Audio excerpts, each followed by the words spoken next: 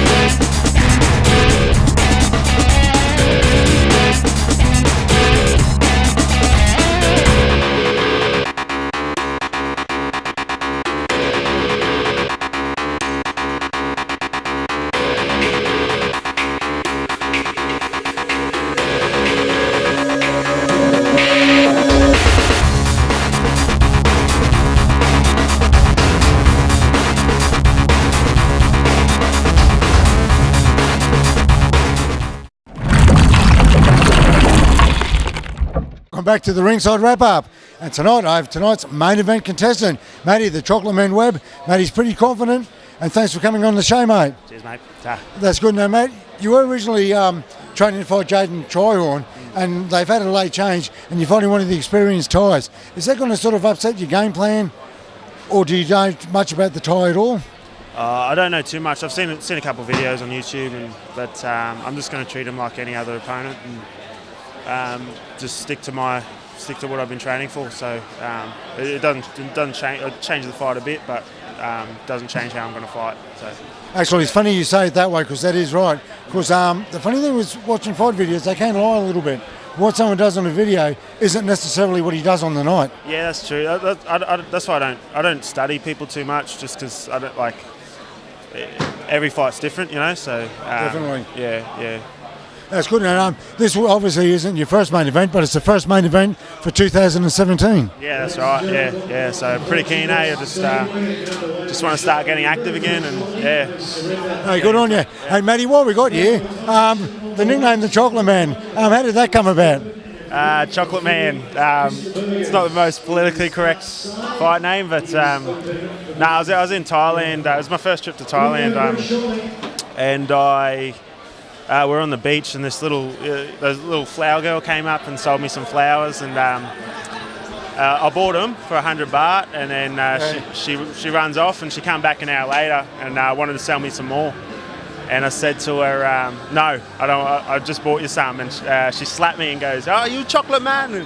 And then she ran off. But she ran off. She took my wallet. Hey, how come that doesn't surprise me in Thailand? Yeah, so I only found out I lost my wallet like half an hour later, and I was fuming. But there's the birth of my fight name. So yeah. Oh, there you go. Well, that's a good one, because everyone's got all sorts of different names now. But that's a good one too, and you're very popular with the fans as well. Yeah. Okay, well, Matty, we'll let you get back to your mental prep. Yeah. You're pretty relaxed, and that's how you want to be before a heavy fight too. Yeah, that's right. Yeah. Just chill out. Okay, ladies and gentlemen, the Chocolate Man, Matt Webb.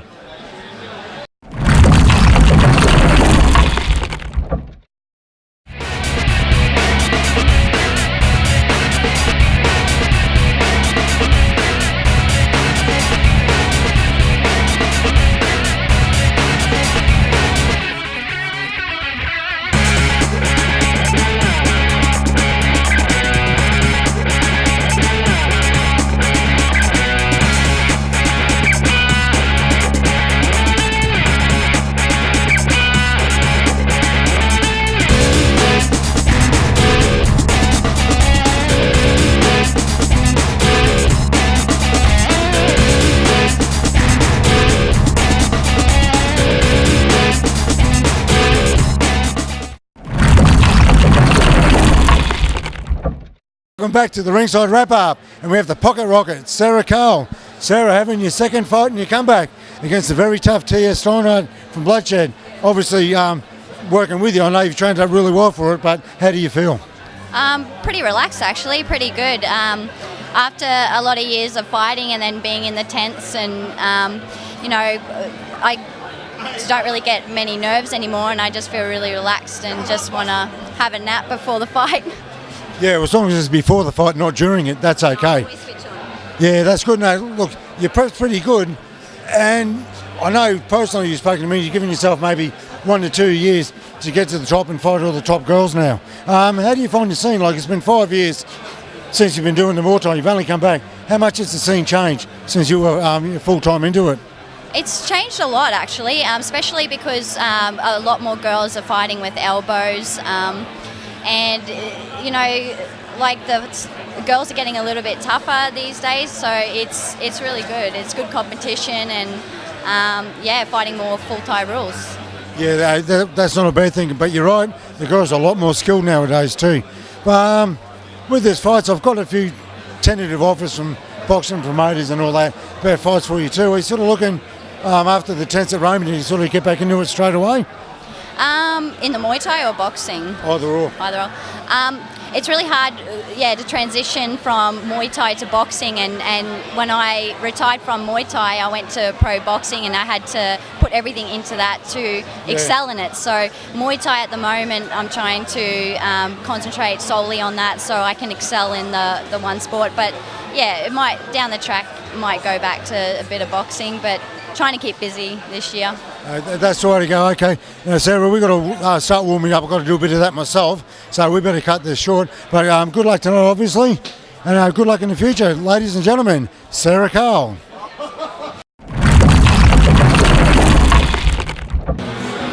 Okay, welcome back to the Ringside Wrap-Up. And on with Bloodshed's very own Tia Trono. Tia, thank you for taking your time out when you're prepping for your big fight tonight. I'm really excited for the fight tonight. It's been a good trip here and good training session, so I'm really looking forward to it. Yeah, like Sarah comes highly credentialed, but it was 12 fights and 8 wins for yourself. And out of the fabled Bloodshed stables, you're no slouch either, and you came quite well credentialed for this matchup. It's going to be a close fight. It definitely will be a close fight. I've heard nothing but good things about Sarah, so I'm looking forward to a tough fight. It was a tough weight cut, but I'm sure she's going to deliver and make me work for it, so it's going to be good. But the funny thing with Sarah, she's a bit like yourself. She had a 5-year break and had one fight in December, and you're coming back from a break as well, Tia. Yeah, coming back from a couple of injuries, and well, not so much starting from scratch, but the love's always been there for it, so I've just got to keep pushing. I love the sport, so I'm not going to stop after that. No, yeah, we all love this game. It's the best game going, I reckon, Tia. Just having that break just to refresh your batteries and, 3 or 4 months to be Tia Steinhardt rather than Tia Steinhardt the fighter. Must have been nice too. Yeah, it was a nice break to have, especially following up with a couple of injuries. You've got to make sure you're 100% before you can get back in there again. Otherwise, you can never know what the result's going to be. That's true too. Just say tonight goes your way and you get a win up over Sarah. What does that mean for you, and where do you go from here? Look, like I said, I love the fight game. I'd like to get a few more fights this year and stay a bit more active. Hopefully look for another opponent and then go from there. Onwards, upwards. Hey, that's the way to go, and that's what we're here for, mate. We're just born to fight, all of us people. That's it. Yeah, no, that's it. Hey, good on you, team. Hey, you're a great interview too, by the way. Hey, we'll let you go and get back to it, but good luck tonight, eh? I know you won't tell me what your plans are, even though I wouldn't tell. It'll be okay. But Tia, once again, thank you very much. Ladies and gentlemen, the lovely Tia Steinhardt.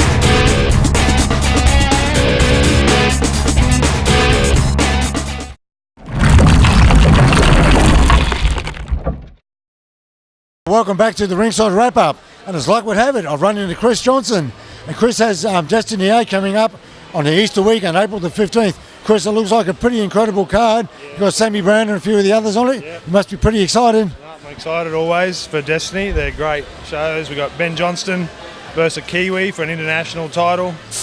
Owen Pomcu, Brandon Spain, they always impress. Elma Juniku, Brittany Dolgi for a junior WBC title. Plenty more action-packed, yeah. Hey, it's funny you say that with Brittany and Elma. Like, they fought about a year and a half ago on amateur aggression, and Elma won that day. But Brittany's improved a lot since then, and so has Elma. Brittany's the current champion, so see? Elma's going to try and get the title off Brittany, so we'll see what happens there. Yeah, I think it's going to be a great rematch, and if you didn't have such an incredible main event, you could have that for a main event itself. All of these could have been a main event on any show, I reckon, the whole top 4. But even the undercard is going to be crazy as well. Yeah, no, that's pretty good. It's possibly a bit unlucky it's Easter weekend, but we're looking at late October for the last Destiny of the year. The 22nd, is that right, or the 29th? 28th or 29th, I think it is, but the last weekend in October, and that one is going to be, I won't say too much, but it's going to be big, that one. Hey, that's good. I want to have one of my girls on that too, by the way, which would be good. Oh, Chris, everything's gone well with the Destiny series, and being at the Mansfield Tavern, it's sort of like been a mini mecca of the fight scene ever since I started, and that was in the mid-'80s. Yeah, it has, it's good. It's just atmosphere plus, the house just Stouse, they call it, Stouse, but it's good, we love it. Yeah, I think it's pretty much the premier fight venue in Brisbane, up with Eaton's Hill. Yep. Oh, definitely, yeah. Yep. Oh, that's good, Chris. Well, look, I know you're busy doing all the judging tonight, so we'll let you go. But everybody, it's the Easter Saturday, the Mansfield Tavern, Destiny 8. Thanks, Jimmy. Pleasure's all ours, Chris. Thank you, mate.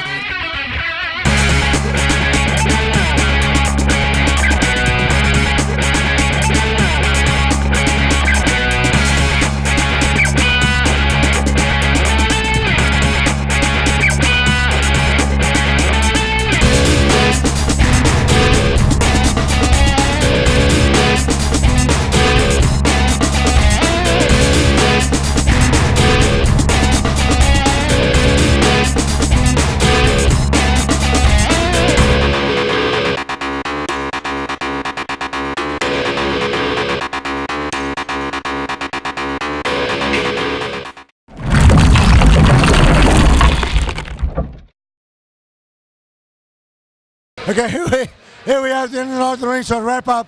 Poor Matty, we're not giving him a break of any sort. He's still getting his gloves off, but man, a draw was a great decision and what I thought was a very good matchup. Yeah, it was. He's hard to fight. You know, like you can't just you can't stick to your game plan with real relaxed ties like that. He's just.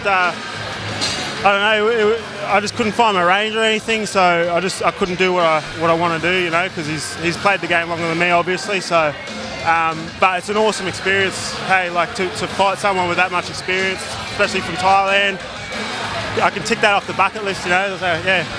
Well, that's exactly right too, man. But to go 5 rounds with a man like that, and I'm sure Glenn, you agree with me, to go as well as you did, you got to be pretty well happy. And next time you fight a guy like that, you'll have it in your mind what you can do a bit better. Yeah, I know what I did wrong there. I was second guessing myself because I was worried about his technique too much. I wasn't really fighting my fight. So next fight, you know, I've got that in my arsenal and I'm thinking about it. So yeah, I'm back to training anyways, and we'll work on that. Hey, that's good. And speaking of training, we've got Glenn Hodgins with us.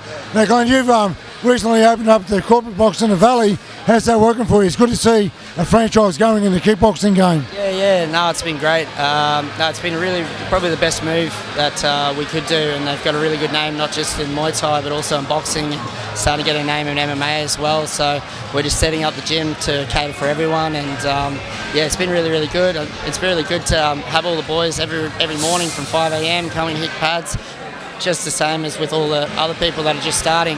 So it's really good, and Matty's been great, trained really, really hard for this, and he saw it in the last fifth round. He started opening up a bit, started believing in himself, and same with Tyson tonight. Like he fought a guy with twice the experience, and he came out and he goes, man, I know I'm good enough, you know. And tonight was just a great night for the gym, and a great night for Matt, great night for Tyson, great night for Tones. Just all around, it was just a really good promotion. Yeah. Actually, boys, it was a great night for the gym, and it's a great night for the sport in general. I just thought all the fights were fantastic tonight. Yeah, couldn't agree more. Matty, I suppose at some stage you'll be, I know it's a little bit early, 10 minutes after you finish, but with a fight like that, you don't look like you've got any injuries, but with any sort of luck, you might get a quick backup. I'm always in training, man, so I probably won't be able to fight like second half of April, but after that, just because Easter season's busy at work, so. But after that, you know, I just want to stay as active as I can, to be honest. So, I'm training twice a day, working full time, so I'm hungry. Yeah, I'll tell you, that's a busy schedule. Okay, everyone at home, that's about all we've got time for the ringside wrap up. I've got Glenn Hodgins, and I can say it without any worries, the chocolate man, Matt Webb. Good on you, fellas. Thank you.